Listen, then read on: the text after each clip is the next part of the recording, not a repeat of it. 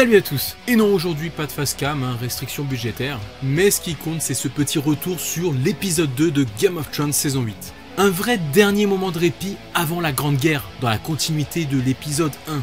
Et si les showrunners en ont bien conscience, ils en profitent pour nous faire plaisir. Une ultime façon de réunir certains grands héros de la série. En somme, un épisode dédié vraiment aux fans. Mais attention, on n'est pas là dans le simple fan service, mais surtout dans le bon sens du terme. Pour nous donner de quoi sourire, c'est fait de façon intelligente et c'est bien justifié. Comme avec Tormund et sa façon toujours inquiétante de courtiser Brienne. Ou alors Jaime et Tyrion qui plaisantent ensemble comme à la bonne époque. Ghost fait un peu de figuration. Mais on retrouve aussi Sandor et Arya toujours prêts à se balancer des pics.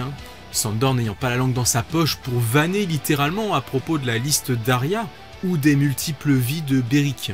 Bref, on est sur un ultime moment de détente. Et voilà donc moi ce que j'ai aimé dans cet épisode.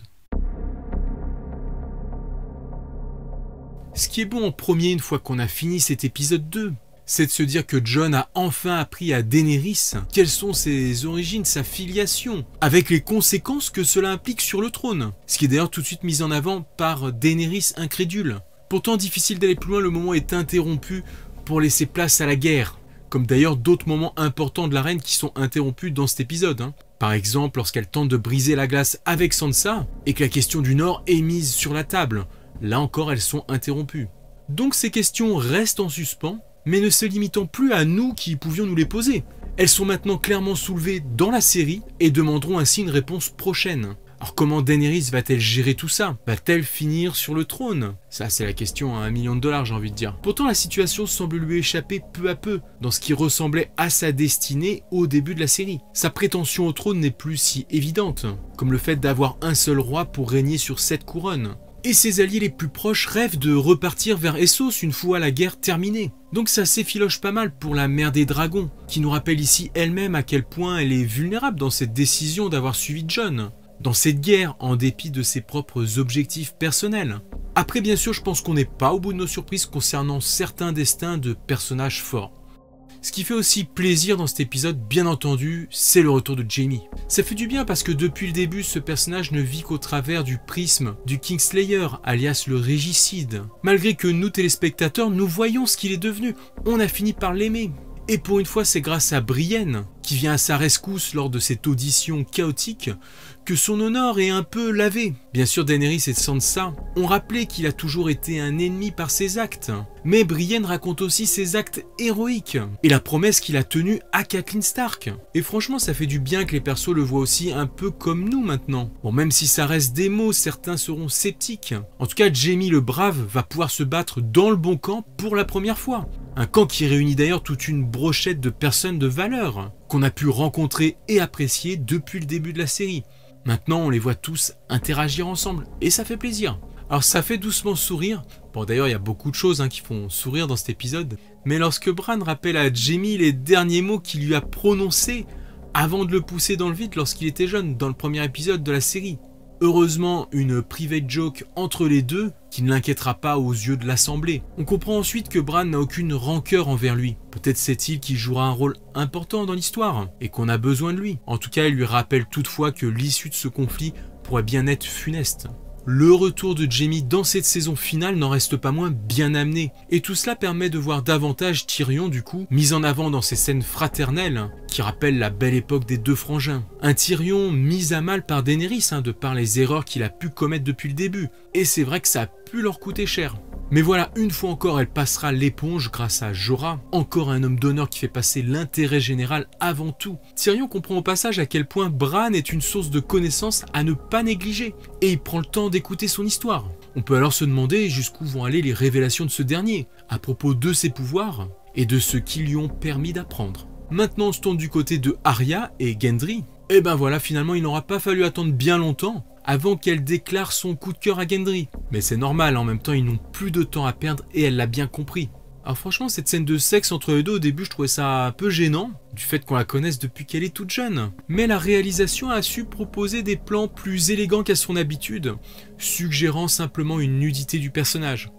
Ainsi peut-on vraiment dire qu'elle est amoureuse, ou cherchait-elle juste à tester une nouvelle chose avec l'homme de son choix? Perso, je pense que derrière sa carapace, elle l'aime vraiment. Avec leur relation depuis le début de la série, Elle a toujours eu un intérêt pour lui. Comme je disais la dernière fois, c'est d'ailleurs le seul personnage masculin pour qui elle aurait pu avoir ce genre d'intérêt. Et en plus, il vient la voir avec des fleurs, enfin du moins l'équivalent pour une guerrière comme elle, à savoir une nouvelle arme, qui est finalement une sorte de lance avec la pointe en vert dragon. Alors d'après le schéma de l'épisode précédent, elle devrait se démonter en deux, peut-être un projectile, peut-être aussi pouvant se diviser en deux armes. Mais bon, on devrait le savoir bien assez tôt.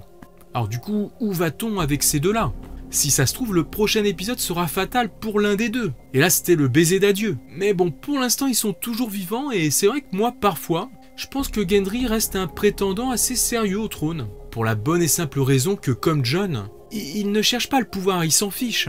Et justement, pour le coup, ça en ferait un bon roi. Dans ce cas, est-ce qu'il pourrait faire d'Arya sa reine ? Là encore, justement, ça pourrait nous prendre à contre-pied. Bon, ça reste un petit ressenti là à l'épisode 2. Mais aussi bâtard soit Gendry, le dernier Baratheon peut quand même prétendre au trône. Sinon, on n'aurait pas cherché à le tuer. Cependant, les cartes risquent d'être redistribuées maintenant à chaque épisode. Donc on refera le point là-dessus à l'épisode 3. Pour ce qui est du plan de bataille impliquant Bran, bon on va pas se mentir, c'est super bancal quand même, de vouloir attirer le roi de la nuit, Bran Lapa étant protégé par Théon et ses hommes. Ça pourrait aussi bien être fatal pour Bran que pour Théon, enfin surtout pour Théon car Bran, il a encore probablement un rôle important à jouer. Donc là, dans ce plan, chose intéressante, ils ont l'idée d'inclure les dragons dans cette stratégie. Effectivement, avec leur première bataille, on avait vu à quel point ils pouvaient être vulnérables face au roi de la nuit. Donc certes, c'est une arme très dévastatrice d'un certain côté, mais ils doivent quand même bien l'utiliser et ne pas les exposer inutilement. Et tout cela pourrait peut-être nous laisser entrevoir un combat de dragons des plus épiques très bientôt.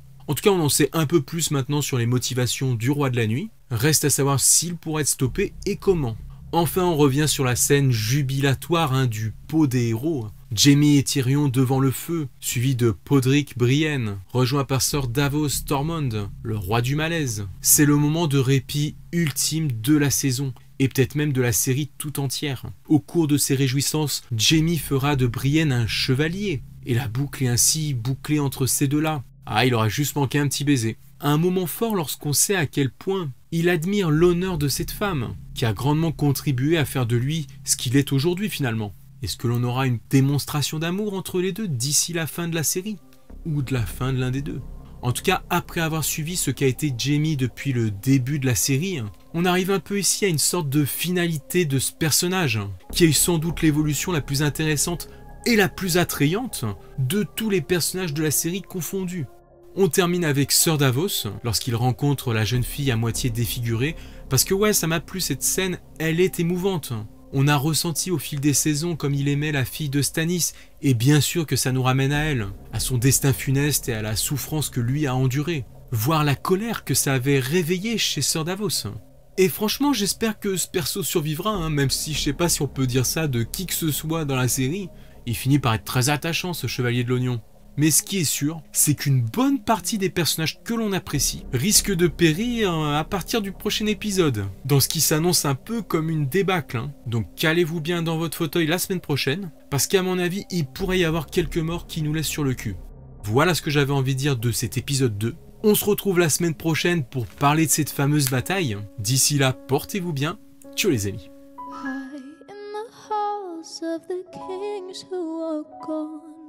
Jenny would dance with her ghost, the one she had lost and the one she had